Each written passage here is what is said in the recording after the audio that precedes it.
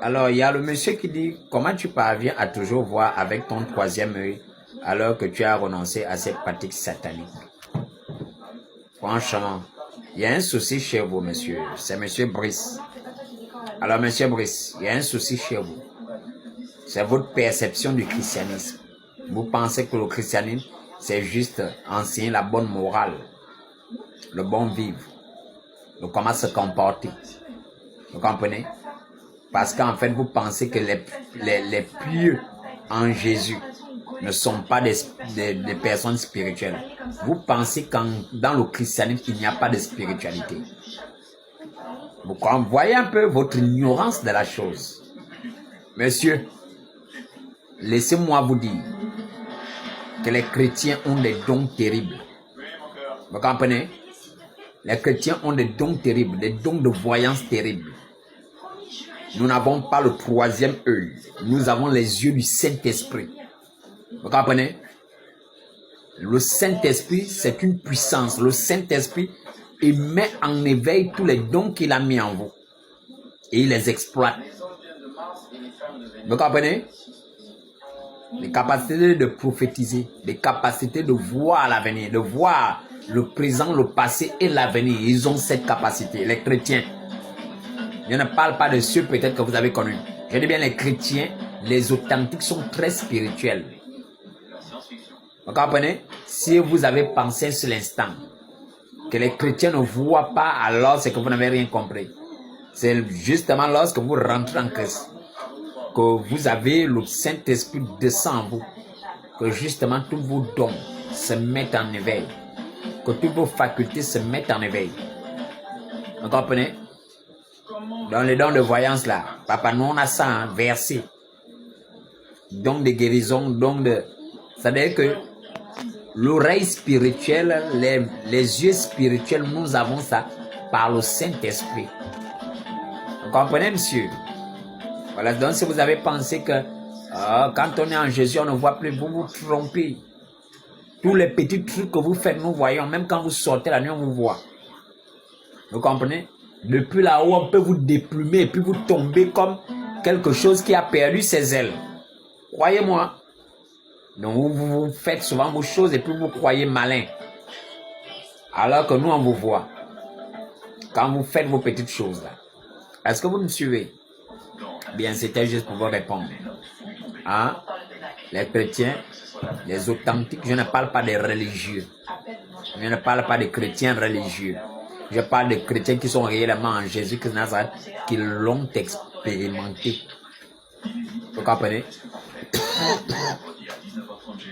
Mais votre champion, c'est de quoi je parle. J'ai posté une vidéo de lui où il dit que l'immortel Jésus lui avait fait 4 révélations. Allez-y poser la question à votre champion. La vidéo est postée là. Allez-y poser la question à votre champion. Que l'immortel Jésus lui avait fait cette révélation comment? Qu'est-ce que l'immortel Jésus lui avait dit concrètement sur le corona? Parce qu'apparemment on dit qu'il est mort. Mais votre champion, lui, il l'appelle l'immortel Jésus. Pourquoi ça voudrait dire quoi? Qu'il est toujours vivant, qu'il n'est pas mort. C'est la raison pour laquelle il a pu lui parler à votre champion. Il sait, il reconnaît que Yeshua, que Jésus de Nazareth est immortel, qu'il est vivant et qu'il parle à ses enfants puisqu'il le dit. L'immortel Jésus m'a parlé par rapport au corona. Il m'a donné 4 révélations. Vous comprenez?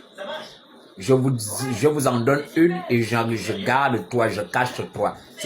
Allez-y lui dire en même temps que les 3 révélations qu'il a cachées là, qu'il ramène, ce n'est pas les siennes. Ce sont celles que notre Seigneur lui avait données. Et c'est pour l'église, l'enrichissement de l'église. Et pour le salut des âmes dans le monde. Afin de pouvoir sauver les vies. Qu'il ramène rapidement, qu'il ne cache pas ça là-bas. C'est pas à lui. Hein. C'est pas à lui. Maintenant qu'il est sorti de l'église, qu'il a demandé les révélations aux sirènes.